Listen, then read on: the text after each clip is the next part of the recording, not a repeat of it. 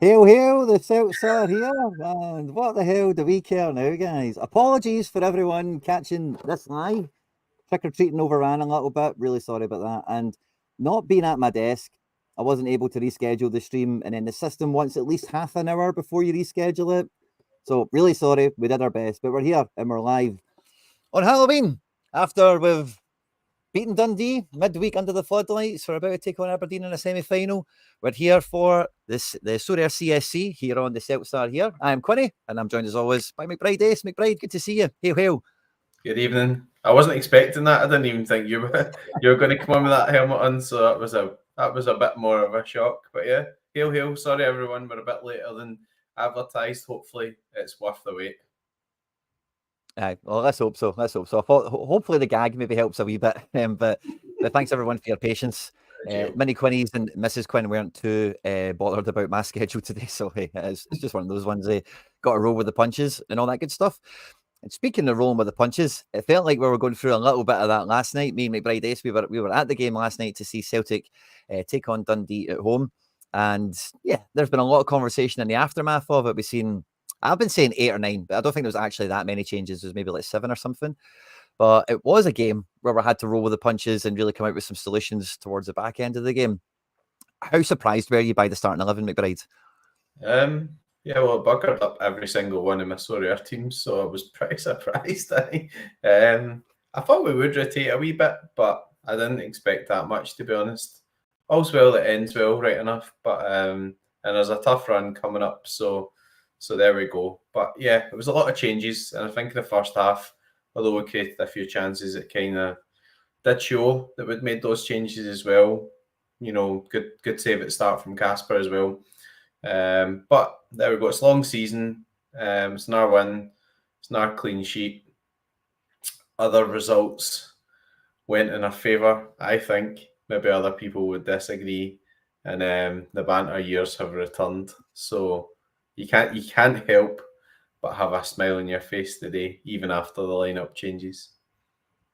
Yeah, big time. So I think once it's all said and done, it feels like a bit of a win for the manager in that regard. He's managed to rotate, rest everyone, and still come out with the points, as it were. I was pretty shocked. I did not see that many changes coming out. I think if anyone predicted that team, they were ITK. They were definitely in the know. They were definitely, just knew something that we didn't. I don't think anyone predicted it, of course, from Ralston starting to the front three being Yang and Palma, and the different little combination that we've seen in midfield and everything else. But yeah, like it was a nice kind of subplot throughout the night was Aberdeen scoring, and then like towards the end of the game, obviously we heard that the Aberdeen take the lead, and then the final whistle. By the time I was getting the train, the final whistle happened at Pittodrie, and that was a different atmosphere itself. Being on the train station at Belgrove, a packed platform, and everyone's loving it. So yeah, definitely a victory overall, in terms of the squad, the manager, a moral victory as well as a real victory.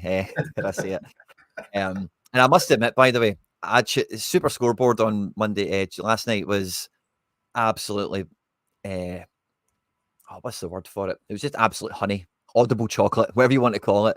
But it was absolutely fantastic. The phone in, as well as all the other Celtic fan media I managed to catch last night on my way home as well, all the post-match aftermath stuff that was going on. And, it's a big part of being a supporter of a big football team like this is the community, as the fan group, as it were, and I love that we all take equal enjoyment in watching their downfall and all the rest of it. But it doesn't really spill out of being bad banter ever. It never really gets like toxic or anything like that. It is just finger pointing and laughing at the state of them and all the mess that they're getting themselves into. Rangers radio, as we're calling it. But yeah, all the phone in people were Rangers fans. His comments is, I don't know if we'll talk Rangers, I don't know, but like his comments after the game. One thing I will say, right, is Clement's getting hung out to dry on this comment of is one of the best performances this season.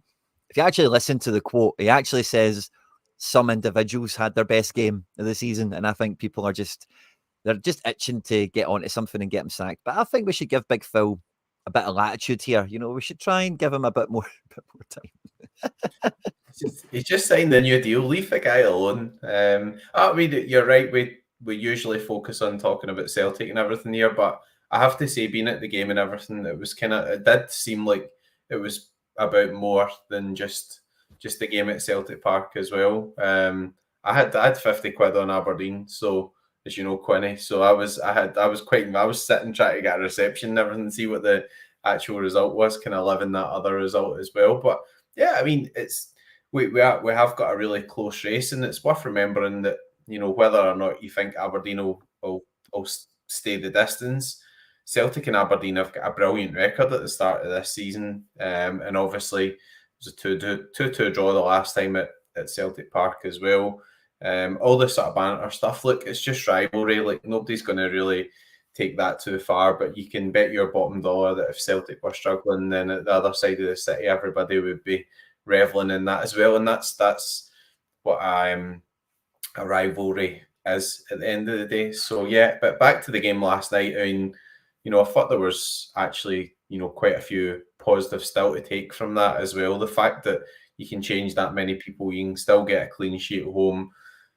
I'm not saying it was a comfortable win or whatever. It was, you know, at points you were thinking, well, are we really going to score here? But it was more because Furuhashi had missed a sitter, would hit the bar, all that type of stuff. It wasn't because we weren't just creating any chances. And I remember games in previous years where teams have come and they've camped in and all that type of stuff, and you've not really been creating any. You think you could go, you know, 180 minutes here and we'll just no score a goal. So it didn't feel like one of those nights.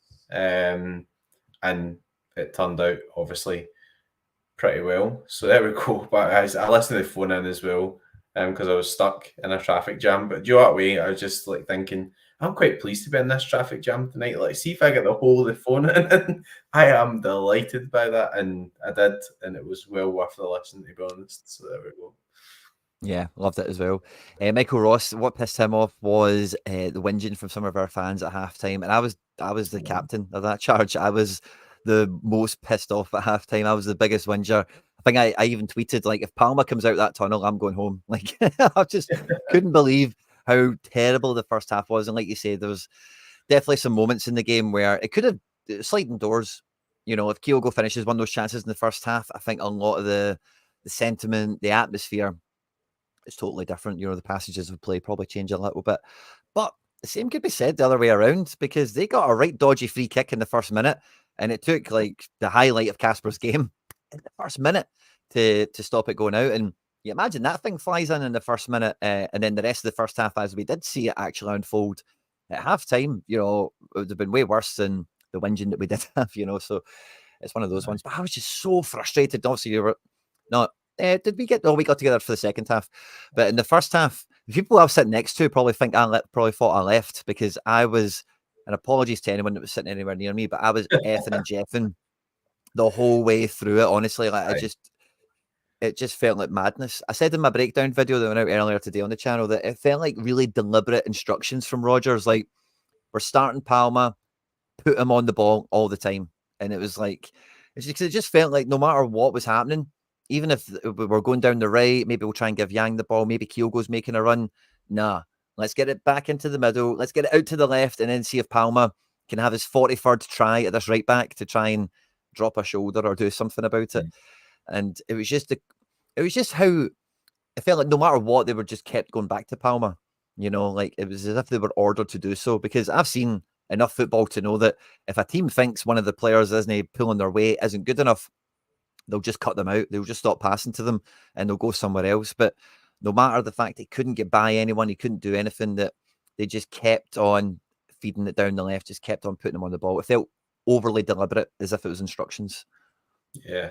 I think you picked up on it as well when we were looking at even the midfielders. So the midfielders were playing in a way where, you know, Engels was coming in on his right foot and McCown was coming in his left foot. And again, when Palmer plays out there, you know, a lot of the times either he'll come inside and Taylor will do that wee overlap and run and try to get to the byline, or Palmer will look to come inside and do something as well. I mean, like, the thing with Palmer is I don't know, he's just had such a big downfall and everything there, and he's obviously low in confidence. And if he was the type of guy where, okay, his performance levels weren't really stacking up, but he was still getting, you know, those goals or contributing or whatever, then that's fine. But I just didn't really see the kind of overall strategy with how we were playing. So, for example, we cut in, and then he's going to clip a ball over, he's going to do something. You've got two guys there like Yang and Furuhashi. If you stood them on top of each other, probably still not as big as either. Like, you know, and obviously if you're coming to Celtic Park, you're Dundee or whatever, you want to sit in a bit, then actually if there's a couple of balls going into the box, all you've got to do is head it away or whatever, that you would take that, right? You would accept that with no Ida obviously playing.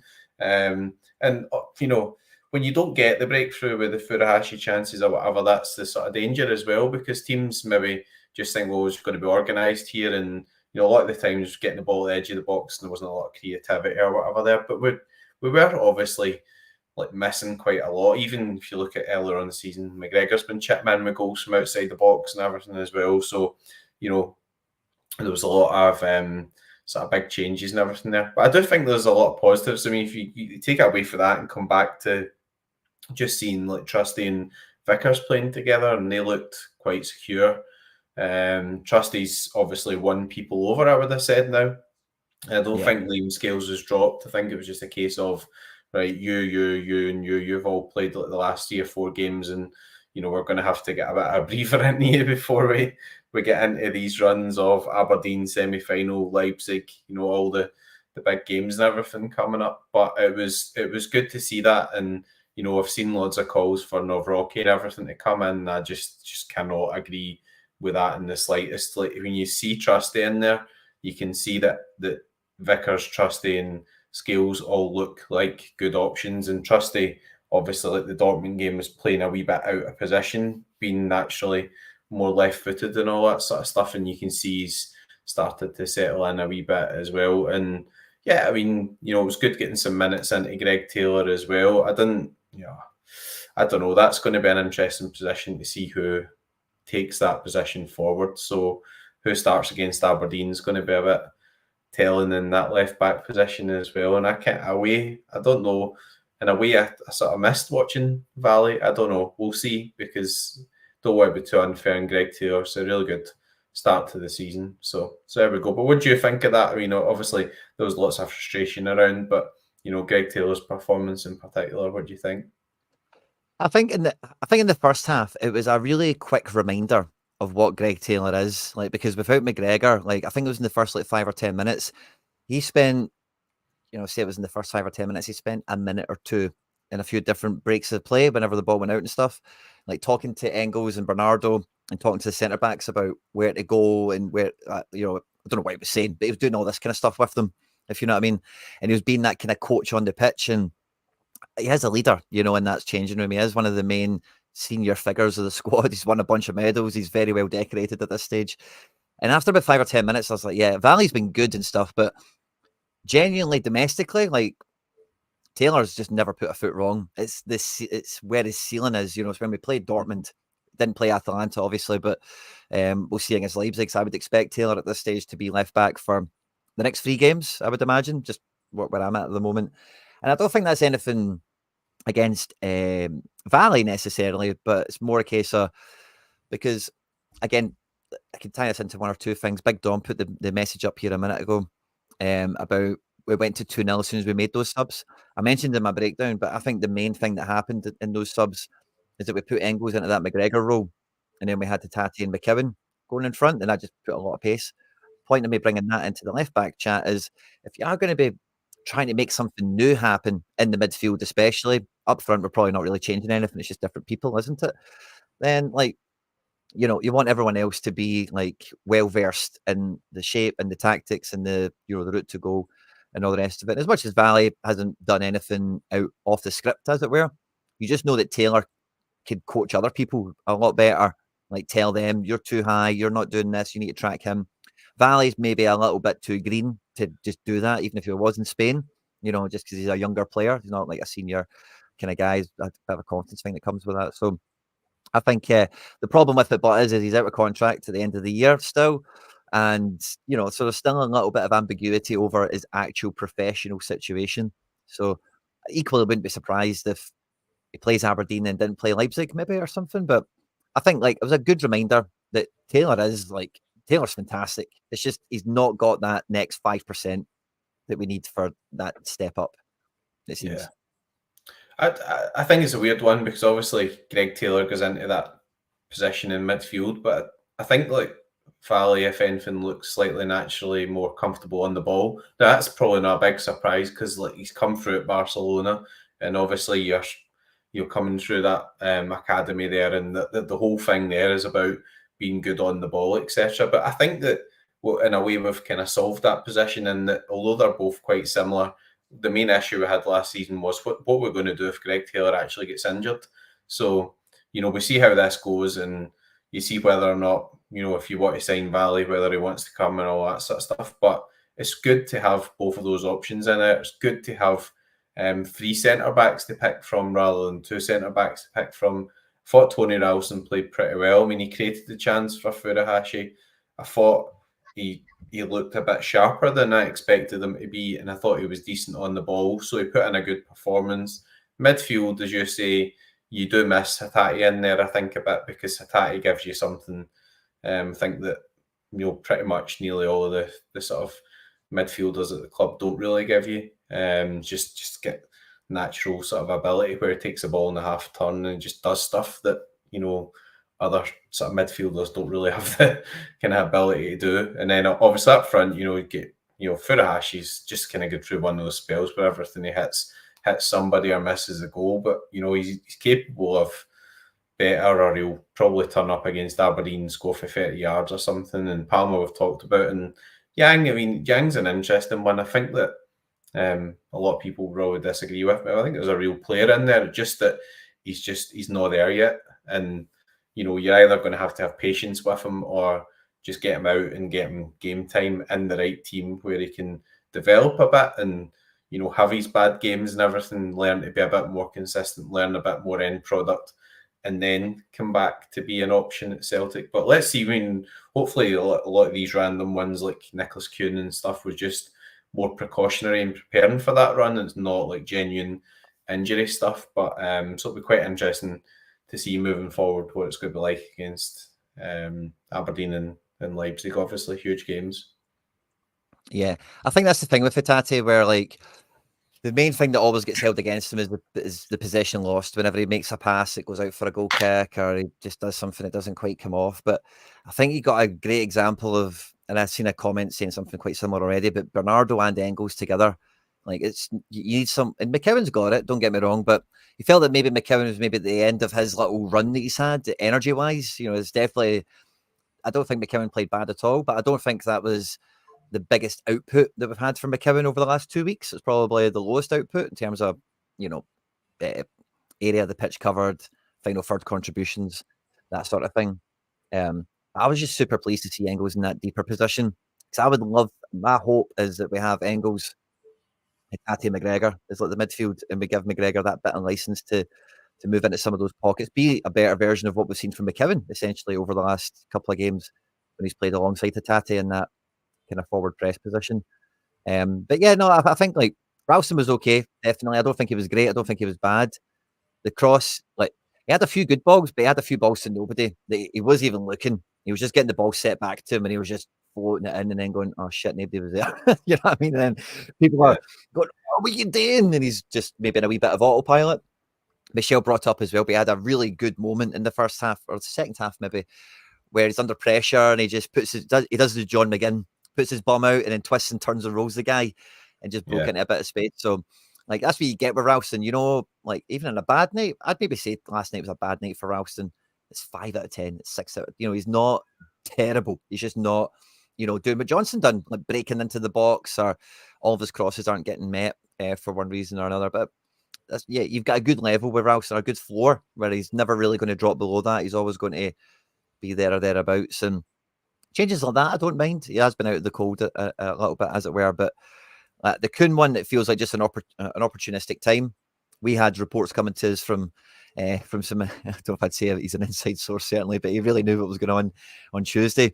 From Jay, obviously, seeing that a few of the guys were up at Lennoxtown for like massages or treatment or something. And we had Ida, Kalmak, and Kuhn. So I would hope that he didn't start the weekend for some reason. He then didn't play at all last night. It is one of these ones where it's like you just take that time to take him out the firing line, get him well rested, because when you look at the options we've got on the wing, it's very feasible that Kuhn is going to need to play 90 minutes for a few games on the bounce here, if we're super competitive and the game's mad tight. So, you can maybe hope that it's maybe something like that, especially if he does like 50-50, then Kyogo's like starting the next 4 games or something like that, or 3 games, whatever.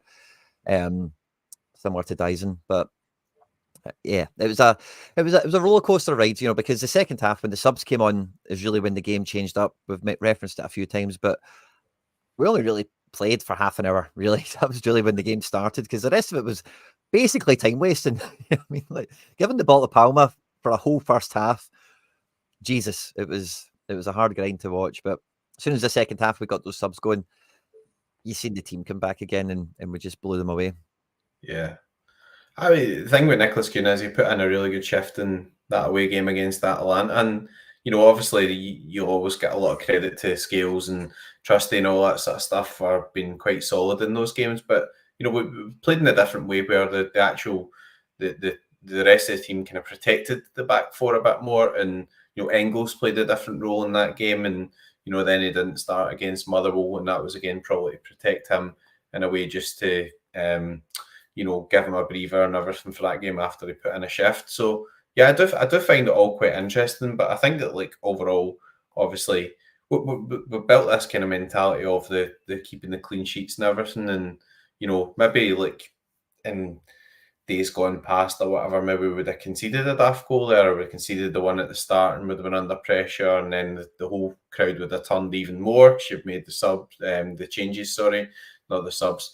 So it's good to be in that sort of, mentality. And I guess that, I'm not taking the piss out of Rangers in here, but direct rivals at the moment, Aberdeen, like they are actually pushing us to a level where, you have to win. It's not like one of these where it's, well, forget a draw, it's not a disaster because we're 9 points clear or anything. It's neck and neck stuff. So at the moment, you've got to assume that with Aberdeen not being in Europe and everything, that they might be able to maintain some sort of level of that form, and that you're going to have to continue to put the points on the board. So, I mean, it was a wee bit later than we would normally have expected it. Normally, maybe you'd expect to get a couple and then make the changes, but it's worked out quite well.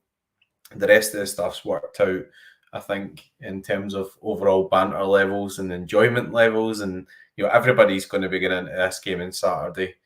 Delighted. I get a late call to say that I've got a ticket for Saturday night, and I'm absolutely buzzing about that as well. I can't wait because it's going to be a big game. It'll be magic. So yeah, it's all good stuff to look forward to. Big games coming up. Been some injuries, but hopefully guys coming back managed to get a wee bit of a rest into players. So a lot of momentum going forward, I would have said. Yeah, I might have a ticket myself. I just need to get the green light from the old ball and chain. That'll be all right. So we'll see. We'll see if that happens or not. But it's a big one. And what I just wanted to pull up, I was going to throw it back to you a wee bit before we move away from Dundee, right? Because you asked me about the left back thing. I think Taylor's probably going to come in. We have this midfield dynamic kind of shaking up. What was the kind of main do you have any kind of main takeaways after seeing the team and the different iterations we had in the squad last night? Like somebody that has maybe made themselves a best 11 player, or someone that's shown themselves to be, oh no, let's bring in Valley, or whatever it might be. Anything like that from you? Yeah, I mean, obviously it was good to see Greg Taylor back and being an option, but I think Valley equally could have done that as well.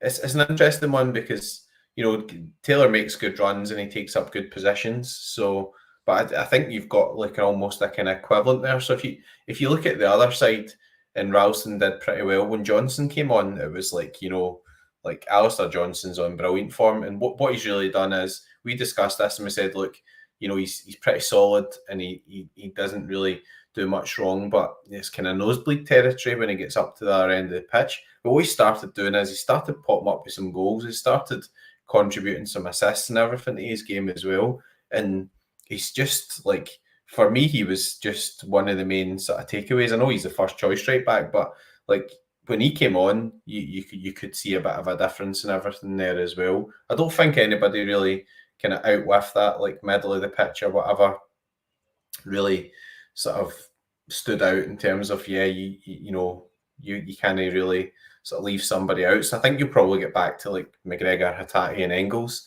And then the real sort of head scratcher is probably going to be having to maybe leave like Trusty out or whatever, because the last couple of games he's not really done anything wrong, but you know, his scale's done anything wrong either. So that's going to be an interesting choice, because I think that naturally Carter Vickers is still our best centre half. And obviously you've got that thing where Trusty and Scales are both left-footed, and you want a bit of the balance there where you've got the left foot and the right foot.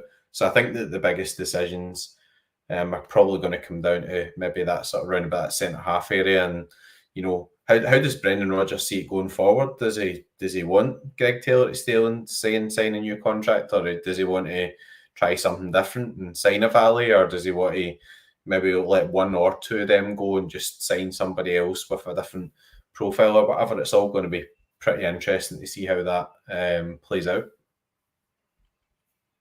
Yeah, I'm with you on that. Because I think, like, yeah, somebody mentioned the quote. Was it in this chat or was it somewhere else?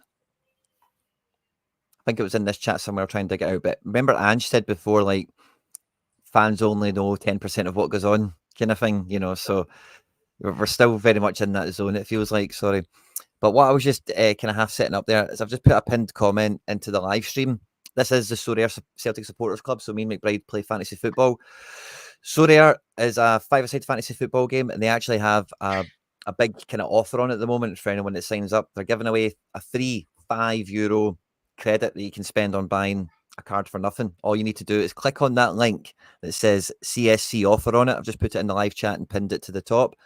Create your account, and then there's a best of Europe thing for this weekend. You don't need any cards, you don't need to spend any money. You just pick that team across the top 5 leagues in European football, and as soon as you enter the team, you'll get a little €5 credit into your account, and you can go and buy anything you want with it. You can only buy one card, so you can't buy like a £2 card and a £3 card, if you get me. You can only spend it on one thing.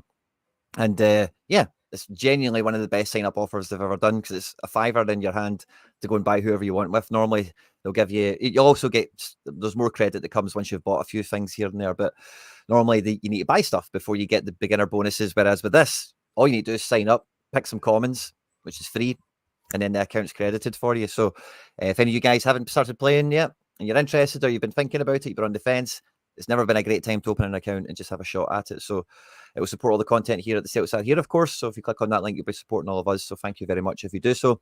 If you do have any questions or whatever, just hit us up in the live chat or in the comments after we've been live, and I'll come in there and answer any questions you might need. So with all that in mind, McBride, I've went and got some screens sorted as well, because we are set to face, well, let's put this one on screen and then we'll move away from Dundee, right? So we've got the player ratings from yesterday. And Engels was the big standout, of course, with his penalty, shooting him up to a 90 out of 100. And I said this in my breakdown, but see in the second half when he was in that Bernardo position or the McGregor position, he looked so comfortable. He looked really in his own kind of natural habitat. And the great thing about him is he's got a lot of the same qualities as Bernardo, but he's big and strong, and he's quite good under pressure to make one or two touches and move it on to someone else and retain possession. But what Bernardo doesn't have that he has is he's got forward passing. You know, he can slice a ball into the wing for someone. He can play it straight down the line for Kyogo, or even mix it up with another player in midfield. Whereas Bernardo does feel like that final third stuff, like it needs to be very obvious for him to take the shot or to make the pass. Otherwise, he gets into two minds and turns round, you know, kind of thing. So I don't think he was exceptional in the game, but I think Engels was a quiet winner of this match. Yeah, I mean, you're preaching to the converted here, to be honest. But like I just think, like, given he's just turned 21, he's just such an exciting talent. What I really liked you were saying there, giving us that option, is with Callum McGregor in Europe. You've seen in the Dortmund game in particular that you just get caught out, and I feel as if when you watch some of the Scotland games and you watch the quality opposition against them, it just doesn't really always have the legs to play that defensive midfield position.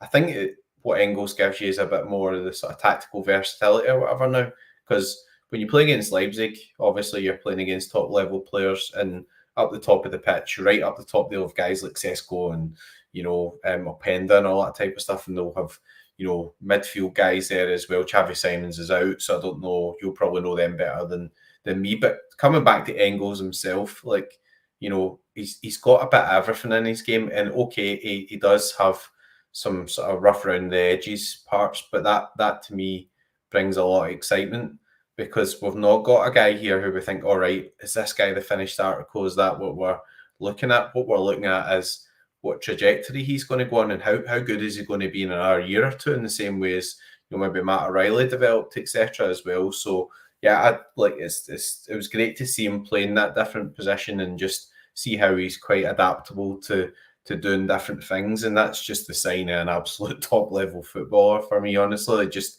when you see somebody that can just go into those different positions and offer something in all those different positions, just shows that he's got all round ability. So we'll see what way we line up. And as you say, if we could move McGregor on a wee bit, I think with him, maybe it's been a bit of, just let him sit. He's getting a bit older now. He can dictate it. He can shout at people and he can boss people about and dictate the play and all that sort of stuff. But, he's shown this season that he's got loads to contribute still, and scoring goals and getting assists and everything as well. So it'll be proper interesting to see how we line up in these games in the next couple of games. And back to scores there, I mean, Trusty was really, really solid as well. And, the forward line was just really hit and miss. With the amount of ball that Palma got, really, you've got to think that in a game like that, he's got to contribute some sort of goal or assist or whatever. Like, he just did. They put up half decent scoring, but that's just because basically he had the ball so much, and obviously you're getting sort of points for stats and passes and getting the ball into the box and everything, but just no real end product of note, to be honest. Shots in target.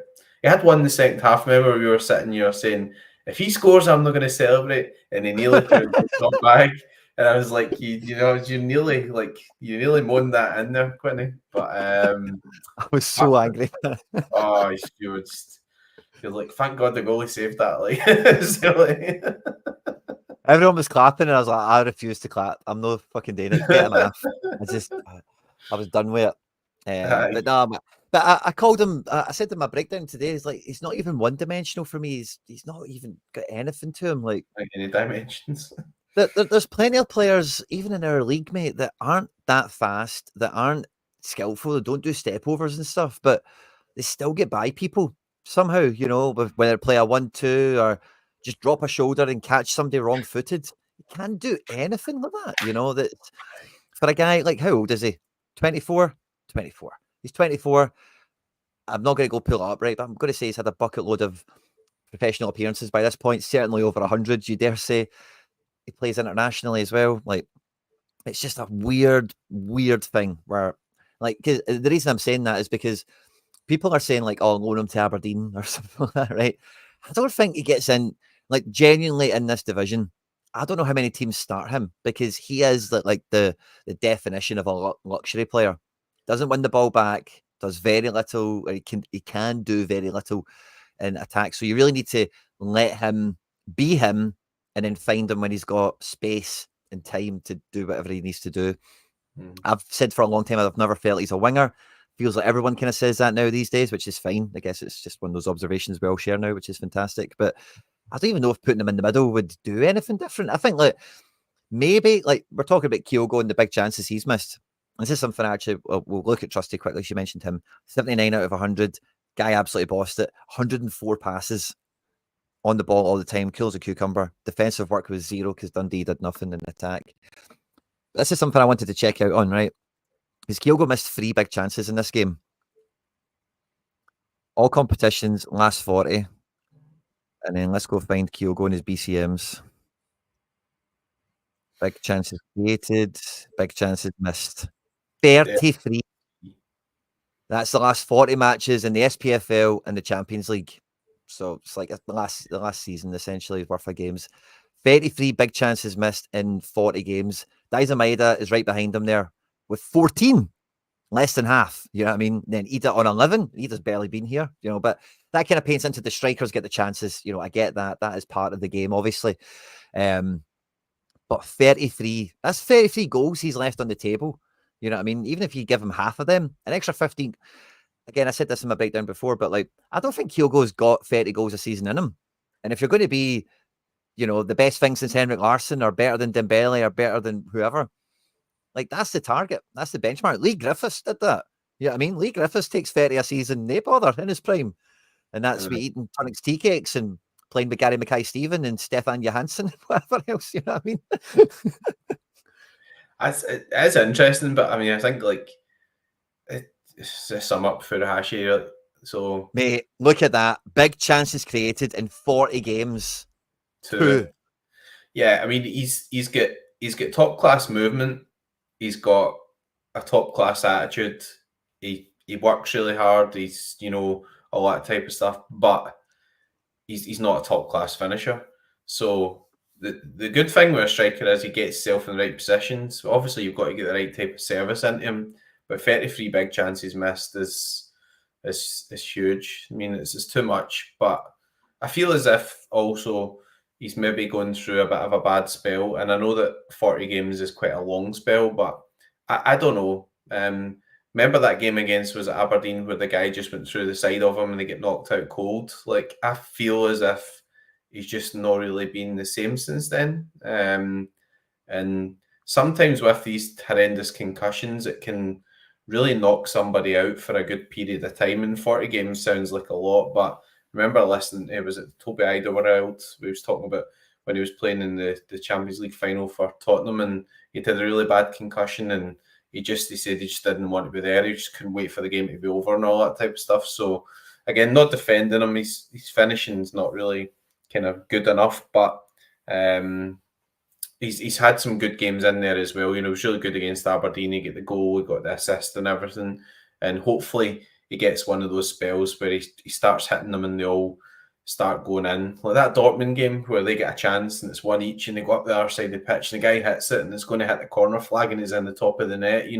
Just a wee run like that where you everything you touch goes in rather than not going in. If he could hit that soon, that'd be good because we want some points in the Champions League. But yeah, I mean, for me, still a top class forward, and that there's not a lot of forwards that can actually get themselves into that place or have that movement or play like that. And he did win the penalty as well. People won't give him credit for that, but that's kind of pretty much good as an assist as well. And if he can just cut out some of the stupid stuff and even if he just focuses on hitting the bloody target, how many of them does he hit? And he just goes by the post. It's like, first and foremost, if you're in a bad run, you think, right, we'll hit the target. If you hit the target and the goalie saves it, then fair enough. You can't be sclaffing at 5 yards past the post when you get a gilt-edged chance right in the middle of the goal. So hopefully that'll come a bit because remember, he's got a great record against Rangers. He got a great record in finals and semi-finals and everything. He's a great record at Hampden. How many times has he really bailed us out? Think away back to the first season with Ange, where he was playing, where he was injured. He ended up out for 3 months, but he single-handedly won us that game against Hibs, remember? And then after that, he was just totally crocked because he just played through the pain barrier with injections or whatever. So, can't forget all that stuff, but like see a bit more form coming back, particularly and just right in front of goal. Not the movement or whatever, what he's doing for the team. Just being able to just pick up a few more goals, get his confidence up again. Yeah, I can get that. I'm sure if he was playing more minutes, he might have a wee bit more confidence with another goal under his belt or something. But again, we seen it right in front of us in the second half. But so often at 0-0, he's a greedy git, and instead of squaring it for a tap in, he'll take a shot that he misses. And at 0-0, that's for me honestly. Like I'd be fucking going raging at stuff like that. When you're winning, different, right? If it's 1-0, 2-0, 3-1, whatever, that's fine. But at 0-0, the number one objective is get in front. You know what I mean? And somebody mentioned before, like some of these chances might go amiss when we really need them to. We don't want that. So he's got to have. That's why I highlighted the big chances created, because that's a big chance created means you've gave the ball to someone and they've had a chance to score, like a big chance. That's all that means statistically. That's all I think about. It's not that he's made an amazing pass from 40 yards, right? He could be in the box and square at 1 yard. Big chance created. Alex Valley has 2 big chances created already. You know what I mean? Like, it's just for the guy that's in the box all the time, who is the arrowhead, who is running at pace, and maybe he should be figuring out, I can't get away a good shot. But there's my pal Dyson that I never passed to. Maybe I'll pass to him today and get him as we tap in at the back post that he's made for. Aye. That he never gets. But yeah, so it could be worse. It could be Cyril Dessers. I mean, Very true. It could be come a lot on, worse. That's true. could be I do. worse. Listen, I love the guy. I was at the game last night with a Kyogo Yeah, scarf. I've got tons of Kyogo everything everywhere. Big like, fan. But like, he's now like he's pushing my patience. You know what I mean? Yeah. We love I Kyogo here. know, I know.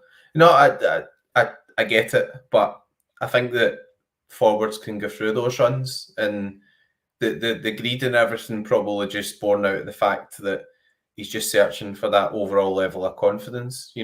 Look at the great goal he scored in the Celtic Rangers game. Look at that one that got chopped off where we had the counter attack. Kuhn was running up. By the time we get the ball in the net, Furuhashi get the ball in the net, it was chopped off. I was in my kitchen because I'd started running as well. I was away in my kitchen. I honestly was like, what am I doing in my kitchen?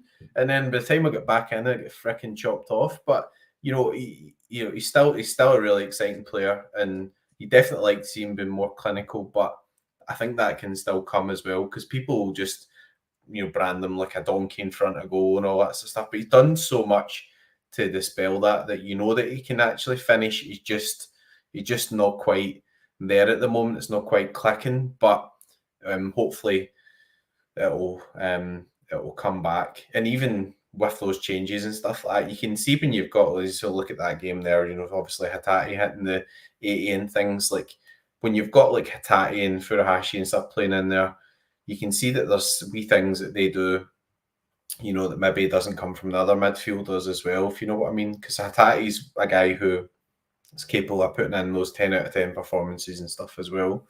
So it's quite interesting. But there we go. Yeah. Well, this is the last time we played Aberdeen. It was a short while ago, but in case anyone's forgotten, this was the starting 11. We drew out 2 each. We brought Ida, Forrest, Bernardo, and McKibben off the bench. So the question then becomes, coming into the semi-final, how does the team actually look? Because has Vickers been primed to start? Is McGregor had enough time off where he can come back in and then play midweek for us? Does Taylor start over Valley? I suppose Johnson's probably quite nailed, but this is what's on screen now is how the team finished against Dundee last night. So how many changes, and I don't know if this isn't the starting 11, but how different can this team be, or how different will it be is maybe part of it. Maybe Forrest for Kuhn is maybe the obvious one, but do we even know that Kuhn is going to play? Is something I'm thinking now. I don't know. I mean, obviously just some of this stuff could just be complete caution. I mean, you've seen that Greg Taylor was on the bench at Motherwell, never get any minutes, and my reasoning then was I think Valley will start again because if he was going to start him soon, why would he not put him on at the end or whatever? And they moved Scales to left back, and then Taylor played pretty much the whole game. I would go Schmeichel. It's really harsh on Trusty, but I think I would go back to Scales and CCV. Just because I would want CCV in there for the right-footed stuff, and I just still think that he's our best centre half. Really, really difficult on Trusty, and I think he's done well. I think you should say Taylor probably just edges it just based on experience in there as well. Johnson, I think Calmack will come back. I think that really, if we were in a desperation stage, he could have played either or both of those games. You see what the manager said. He trained on Saturday. He said he felt a bit in his adductor, and we thought we'll not take a risk with him. Well, what does that tell you? He'll just come back in for the game at the weekend, I think. So I think there'll be McGregor, Engels, and Hatate.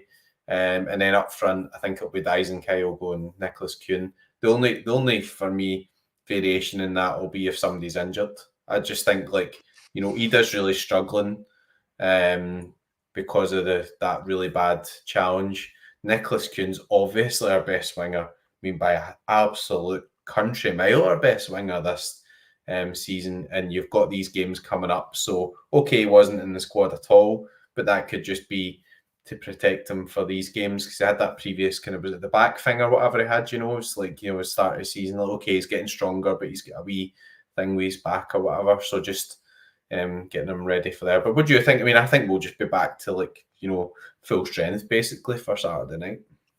I agree with you. And I think the back four, although it's harsh on Trusty, maybe harsh on Engels, but it is Hampden and it's against, joint top leaders of the table we're playing against in the semi-final. So I think Taylor is probably going to have the seniority over him in that regard, just a safer pair of hands, as it were. And I think on that basis, it does become Scales and Vickers because that, you cannot drop Scales. But I don't know. I wouldn't be too surprised. I don't know. Would I be too surprised if it was Scales and Trusty and then we got Vickers on to seal us out at the end, and then Vickers starts Leipzig. I don't know. I'm still, but I think like this is the most likely. I agree. But the midfield is really the thing because McGregor comes back in, right? But for who? It's not going to be Engels. I think we know that. McKibben feels like he's kind of he's cup tied. Yes, of course he is. So because that was one of the reasons why I thought he would play midweek as well, because obviously can't play in the cup. So we're back to the age-old question of, is it Hatate or Bernardo then? I think it'll be Hatate, honestly, because if you look at where Bernardo's been playing, he's been kind of covering for McGregor. And I think he's done okay in there, but I think that Engels has had his rest. And I think that he's like a Rodgers golden boy now type thing. It's like, that's my signing, pace, power, buzzwords guy. That Engels playing, McGregor's a captain. And then you look at it beyond that and say who's going to play with him. And, you know, Hatate's obviously the guy I think there that offers you there's something different in midfield. People can get frustrated because he gives the ball away, but like he's probably got the most ability out of all of the three midfielders, if that makes sense. You know, McGregor probably puts in more consistent performances, but Hatate on out and out ability that's probably why he's frustrating, because you know how good he actually is in terms of the technical side of things, or technician, as Neil Lennon always used to refer to them. And then, you know, Dyson, Kyogo and stuff like that are tried and tested in these big games as well. You know, you think back to the Hampden games, Dyson turning the guy against Rangers, whipping it in, Jota scores and all that sort of stuff. You know, there's no real issue there as long as we get everybody firing. Yeah, I hope so. And I think with the size of the pitch, it's a bit of a thing. Hampden is a big ground, isn't it? You know? Yeah. And this kind of evolution that we've seen against Atalanta and then a little bit in the games since, which is Motherwell and then Dundee. It was Bernardo for the most part, but we've seen McKibben finish the Dundee match in this position with McKibben, just like playing in here, but having that freedom to just go. Or if the opposition goalkeeper has the ball, if it's like a goal kick or something, he's got that freedom to be up here and join a bit of the press a bit. But with Hatate becomes another forward. If you actually watch the game, Hatate spends a lot of time up here for the most part. He's very quick to recover and get involved, but he wants to be up in here. So I could see this being like quite suitable for Hampden. You know, you have McGregor and Engels. McGregor's got freedom to come off the leash here and be that kind of the version of him that we've seen under Brendan Rodgers first time. Like that was his best season ever for goals and assists and all the rest of it. But like we've seen against Dundee, was it the penalty? Yeah, the penalty chance gets created because Engels bursts through the middle of the pitch. You know, goes old school Yaya Toure on us, bursts through the middle, nobody's stopping him, and then he slides Kyogo in straight down the line, and then Kyogo obviously gets pulled back and wins the penalty. So it feels, and McGregor, if McGregor sees Engels charging on, McGregor will just, I know what to do. You know what I mean? I'll just do this again. You know, so yeah, it feels like I said before the game last night, I really hoped that we would have seen Engels deep. And I think now that we have, it surely sets it up for this to be the sort of dynamic it might actually still look like this because we need McGregor to be in the middle of the spider web or whatever. But I think like you just seen a different level of comfort from Engels patrolling this area here and being in that position. So yeah. Would I be surprised if he started Bernardo? Probably not, because Hatate from the bench, as somebody said earlier, he looks better off the bench. I think that's more because he's got a point to prove and he wants to start again. But if you do start this midfield, the only sub is Bernardo, and that doesn't really move this midfield on, you know. So if the game's tight or not going our way, there's not really anything from the bench, but no McKibben with him being cup tied, like you've reminded us, that can bring something new to the party later on, which is a worry.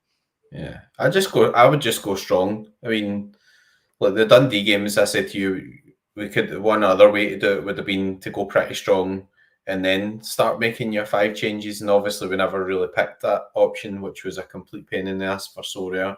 By the way, you mentioned Sorare earlier, and Celtic are one of the best teams on Sorare, so it's definitely worth getting involved from that point of view. But back to this, I mean, obviously, Greg Taylor as well there.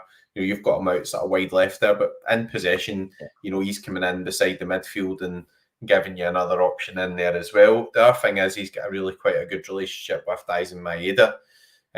You know, they played it together a lot, so he's got a better relationship probably with him than Valley has, just because obviously they've played together a lot. And then the other side, you see this season, one of Celtic's most productive areas is Alistair Johnston, Nicholas Kuhn, because, you know, Johnson on the overlaps getting goals and assists now. You know, so he's just like a Tavernier that can actually defend. Like, imagine that. Imagine, give the guy penalties, honestly. He would be up for the Ballon d'Or. But I mean, he's been brilliant. And him and Nicholas Kuhn have got a proper good relationship there, and it works. And you even seen that Atlanta game where Kuhn was coming back and helping him. And I've no doubt that helped Johnson a lot, because Johnson was in a yellow card in that game, and he was cramping everything at the end, and Nicholas Kuhn put in a shift. So I don't think really he's properly injured. I think he's probably just been held back for this run of games. That's what I'm hoping. And he's the type of guy who needs to be properly firing. But I can't wait for the game, honestly. Like, I know everybody thinks it'll be quite competitive and all that type of stuff, but I think we'll win by a couple, honestly. I really do. Like, if we'd have put away our chances against Aberdeen at home and put away the game at 2-0, then it could have been 4 or 5. And obviously we let them back into it, and obviously they're riding high and they're doing really well, and they beat Rangers. But beating Rangers isn't really that good an achievement at the moment. You know, Kilmarnock beat Rangers, Celtic beat Rangers, scored 2 goals away from home. So, you know, let's not be judging stuff on that. Let's go and give them a hiding and just set a marker down. That's what I'd be wanting to do. Or if not, you've got to just try and win the game. But honestly, I'd like to see us coming out firing, full team, you know, great atmosphere, you know, right at it, and then set a bit of the tone then for the Champions League, because they're a good team, Aberdeen. You know, but I think that Celtic can produce a higher level than Aberdeen. I'm with you, and you've just reminded me there of a Brendan Rodgers quote from this season that I meant to make sure to hit him over the face with in case he needs reminding. But he did say a big part of this season was getting a treble. You know, last year we did a double. This year we're chasing a treble. So going into this semi-final, what you just said there, I would totally expect them to go from the first whistle, go out and blast them, go out and try and win this game. Yeah. Foot to the floor, pedal to the metal and all that stuff, and go for it. And, you know, they had a great result. Somebody's mentioned that again in the chat, but there will be a bit of a come down from them from that. Rodgers has even mentioned we've been on a bit of a Atalanta come down for the last week or so. So, you know, I think they'll still be professional and they'll still go for it and try their best and everything, Aberdeen. But when they come out of that tunnel onto the Hampden pitch, they see the green and white stands. They see us from the first minute, like firing. And if it's that sort of team that we just had on screen at starts, like, we could win this game very well. You know, and like, it wouldn't probably depend on how bad we beat them, but like, we could win this game. Forget about the scoreline, I suppose, but maybe just on like balance of play, we don't really get challenged. We could win this game quite comfortably, is what I'm trying to babble out here. And I don't think it would surprise me. I think we could be quite easily shown to be like a level above Aberdeen on like a one-off game, especially because so many of these players are primed for this weekend. Carter Vickers has played 90 minutes over the last 2 games, and he's been in training for 3 weeks or something like that. Scales has just sat out for the first time ever. Taylor's clocked 190 minutes in the last month, and you know, that's been a progressive shallow end to deep end thing. We know what's happened with McGregor and Kuhn, getting wee massages instead of playing football. So like, this team is like set to go for semi-final and then for Leipzig, it feels like. So we could really show a real like night and day situation to what we seen last night into the weekend, just by the intent as well as the starting 11 that we put out there. So I think it could be really quite clever. I know people are worried about it. Definitely don't write Aberdeen off, but like, if we won 2-0 and we didn't break a sweat or something like that, I wouldn't be too surprised either, you know, because I do think that best 11 could be a cut above. We looked at the team that played Aberdeen last time, and it was basically the same team, but, you know, there was no Vickers. Did Valley play, or was it Taylor? I'm forgetting now. But there was a few changes that would be made into this team for the weekend, you would suspect. So I'm looking forward to it, and I think it's vitally important. The manager's on record as saying we want a treble, so he has to go for it. Yeah. And let's face it, the winner probably should beat Motherwell in the final as well, right? Yeah, a Motherwell final. When was the last time we played Motherwell in the final? I don't know if we've ever played Motherwell in the final, have we? Have we? They've got a really easy semi-final draw. Motherwell. I forget who they're playing. Maybe a team from League One or something like that. Hoydonk scored against Airdrie, didn't he? I don't really recall Motherwell ones. Maybe they probably will be at some point, but I know I'm remember jesting Motherwell there. getting to finals, you know. I'm jesting there because obviously they're playing against Rangers, but you'd expect obviously in that other semi-final there'll be a bit of a reaction there. Otherwise, people will be getting sacked. Surely, I mean, like seriously. People But I probably mean, getting sacked yeah. today. Back to this game, Aberdeen have done really well, but I think that everybody's got to be realistic and realise that maybe they've been overperforming a wee bit as well. You know, even they scored quite late against Hearts. Great to have that attitude. They've scored obviously against Rangers and they've beat Rangers. You know, but I've not seen any of the game or whatever, but it's probably it's not like they've hammered Rangers or anything. It's probably been reasonably close, but just with maybe Rangers not creating or whatever. And I just think Celtic just need to go and produce a high level and just see how the result turns out. And then, you know, it could be a sort of marker to lay down as well, because out of Aberdeen and Rangers, I would say that Rangers still have more capabilities of going in a run of winning the next 11 or 12 games in a row, and whether or not Aberdeen can keep that up, we'll see. So yeah, let's go and put in a good performance. Apparently, we beat them in 2 finals in the 1 year. I don't remember that. But as soon Aye, as somebody yeah. said we had one 6 years ago, I thought, oh, yeah, I can remember like kind of half easy, boring final where it was not really much of a much. So yeah, there you go. And Cham and McGregor. I think that's maybe the one I'm thinking of. And Cham rings a bell. Don't remember Did we the not St have a Conor Forest final where one. we played against like Ross County or something as well? Was it who did we play in the last final that Ange was there? I think we had. It might have been Ross County. Yeah, because it was like one of those where you see him at the end and you think, he's away. Yeah. It's like the realization's hitting, like, there's something not right here. But anyway, yeah, we definitely have. And I think that Motherwell wise, because obviously we're talking about all the both semi-finals now, being they're reasonably well organised under Kettlewell, but Celtic really kind of dominated them in that 3-0 game, and that's probably a bit of a worrying sign, you would have thought, for that was Inverness Cali Thistle, it wasn't Ross County. A bit of a worrying sign for Motherwell as well, you know, the fact that not the fact Celtic beat them, but the fact that it wasn't really more competitive at their home ground type thing, you know, and Rangers will be proper, you know, be fired up for that, because it's like, well, okay, we're going to have to go and win this cup here, you know. That's always the expectation, but no, there's a bit extra edge to it because of obviously the poor results and everything there as well. So it's going to be a great weekend. I mean, there's no doubt about it. It's going to be brilliant. Lots to look forward to, obviously, and then Leipzig. So loads coming up. Loads coming up. Tons to get stuck into. I'm very much looking forward to it. It'll be nice as well to have a nice wee weekend. And you know, I don't normally like cup weekends. Cup games midweek are fine, but I'm quite happy for it to be a cup weekend this weekend, because this midweek was absolutely brutal for me and you, McBride, wasn't it? So many guys started on the bench. So many teams were down the tubes rapid. It was not funny, but it'd be nice to see a game, because what we're going to get in this team is the best 11 in the manager's opinion, I believe, and we are not all totally sure what he thinks that is right now. You know, so we're going to get a game where we're not going to get any DNPs, did not play, guys from the bench or anything like that. And we're going to get all the information that we're missing on the manager's current pecking order of left backs, centre backs, of midfielders, any changes to the dynamic in midfield or anything like that. So I'm actually really, as far as cup weekends go and not having them to play in SO5 or anything, I'm really looking forward to it on that one. But I think when it comes to Rangers in this semi-final, like I heard someone saying they don't know how many Rangers fans will even turn up to it. Like the thing will get them through the finals if they all turn up, and really, I don't know if that helps them actually, because we know they do better in empty stadiums. Maybe that's what their plan is. Maybe they're planning on not going to the game because they know that will help them.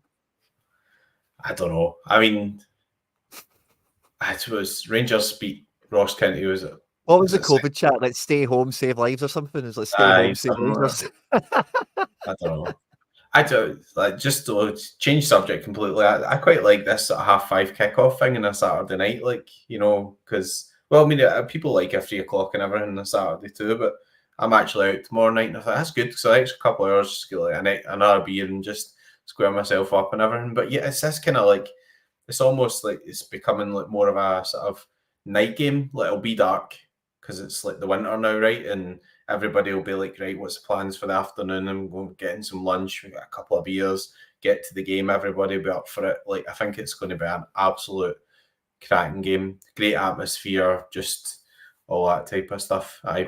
Half five's perfect for more drinking time. I need to behave because I'm going to Carlisle races on Sunday as well. Don't know how that all came about in the same weekend, so I will need to behave. But I think it's a really good time for a game, and I think everybody will enjoy it, and probably good for Aberdeen fans, give them a wee bit more time to travel down and get organised for the game and everything as well. Maybe not so good in the way back up. No, never is. No, it's a long drive. So we'll finish off with a score prediction. I think that, like I said before, I could see this being almost, I don't want to say non-event either, but a game where we don't really break a sweat. We look the part, we look comfortable, we show up, we be the dominant force in the country, and we remind Aberdeen that they're chasing second. That's their job. They're not in a title race, they're in a second race, kind of thing. So I'm going to go with a cheeky 2-0. I mentioned it before and I can't shake it out of my head. I'm going to go 2-0 to the Hoops. 4-1. 4-1. 5 goals? I just think, Aberdeen have scored 2 goals against Celtic and 2 goals against Rangers, so it'd be good to keep a clean sheet, but I think, maybe they'll sneak one, and I think Celtic are due a game where they start like hitting a few and they go in, if you know what I mean, just because, we had a few chances against them at home as well, just a big pitch, all that type of stuff, and I think we're ready for this. We're in good form, so I'll go 4-1. There's a few people that are not too far away from you. Alan Smith with a great comment there on Facebook. I'm just going to get these score predictions up so we can see the receipts, so we can see who was right or wrong for next week. But Alan's worried that Aberdeen are quite physical. Now, I think the big pitch will help us as the game goes on, right? But the thing with Aberdeen is they have pace on the bench, and that's probably the most valuable thing in this match is the space. Who has people that can burst into it, who's got people that can find that pass to exploit it.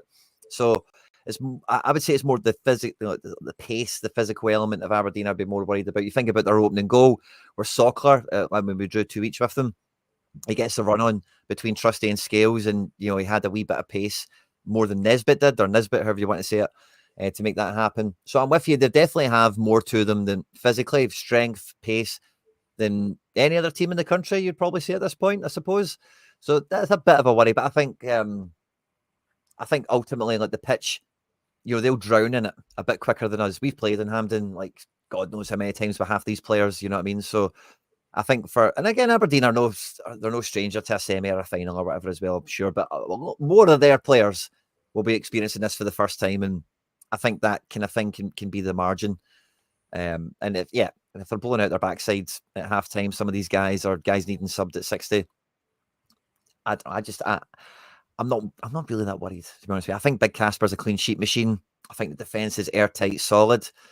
And if we've got a front three that's going to terrify them, like Dyson, Kyogo and Kuhn, I think really it'll take a lot for them to score, I think, in this one.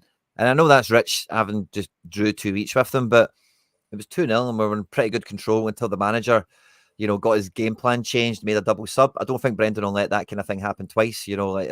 If he sees, they're because that's what they seem. They're like, if we get a bit of pace and we move, who was it they moved? They moved Duke they moved somebody out wide. They brought Sockler in. I can't remember all the subs, but they basically went for pace out wide and then Arrowhead. And if Rodgers gets a sniff that they've got, they might try and do this. I can see Rodgers being a bit more proactive to shutting that down rather than, the way it went last time where it ended up drawing 2 each. But we could have won it in the end. It wasn't like it was a nervy draw or anything. It was a bit nervy, I suppose. They almost went in front, didn't they? But you know what I'm saying? I think Rodgers will take it more serious. Sorry, on you go.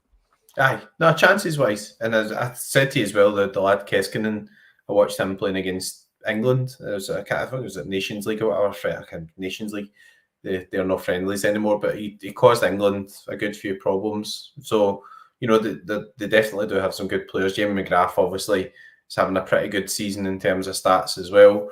A shame that the lad Gay, he's injured, isn't he? So he was just kind of coming on to a bit of form as well. So yeah, I mean, I do think that we'll probably concede in this one, but I think it should. You do get a lot of quite close games or whatever in semi-finals, but I think this will be a proper good cup tie with loads of action. That's what I see. So get your money in 0-0. So that's probably be a 0-0, but I do think it will be a good game. This is the team that beat Rangers last night, and this is kind of what I was mentioning there. This is the way. That's what it was when they played us. McGrath was on the left, and I think Duke was maybe on the right or up. No, Kiskinen was on the right. I think Duke was in the middle or up front. And then when they made the subs, Duke went out left, McGrath came in the middle, and they put Sorare on. But if you have a look at the bench here, they've brought on Vincent Basuyan, Clarkson, Ambrose, and Morris, who ends up getting the goal. All of these guys are very direct, very front forward thinking, attacking players. So that's the way that they play. They start with this kind of team, and then they've got these like 4 subs that will just come on and try and just put that running power to push them over the top. So you kind of know what you're getting, and I hope Rodgers is kind of schooled up to it a little bit better. Because it should be too hard for us, So we've had the sighter of that, so sometimes that helps as well. As you said, they'll be more ready for it. And Palaversa's pretty good player as well. So you look at that. I mean, like Aberdeen do now look a clear minimum 3rd place in the country. Obviously, Hearts and Hibs all that. I forgot about that. I looked at the table and I thought, Hearts are bottom. Like, they've won 2 games in Europe and their bottom is just completely. Hibs aren't far away either from them. Hibs are 2nd bottom. So like Hibs are like maybe like tightened up a wee bit, but they're not really scoring goals. So so I was just joking about the 0-0 just because I was just bigging up it was going to be an all action game. But I think it'll be a really good semi. Don't tell the wife I said that. No, I won't. I'll let her find that surprise out for herself. Don't worry. No, I'm never going to tell somebody what they're getting for Christmas. Guys, it's been an absolute pleasure tonight. Thanks to everyone for understanding the lateness. All on me for Halloween. Apologies for that. I'll blame Mrs. Quinn quietly, but I'll blame myself in public, just like a good football manager does. Blame the players in the changing room, take the flak for the press. So there we go. But yeah, thanks everyone that tuned in live. Thanks everyone that's caught this after we've been live. Fist bumps to all you guys. Please, guys, if you haven't already, subscribe to the channel. We are this close to 10,000 subscribers. And if you enjoy the content, you enjoy listening to me McBride on a Thursday night, then you're hurting us emotionally. Hit the subscribe button. It goes all rainbow colors, it sparkles and stuff. It will make you feel good inside. I promise you that. If you enjoyed the show tonight, please do hit the like button, of course. It lets YouTube know you had a good time tonight, and it lets us know as well. So thanks very much, McBride. As always, been an absolute pleasure, mate. Hail, hail. Hail, hail. Enjoy the semi. Yeah. Save that for the wife, mate.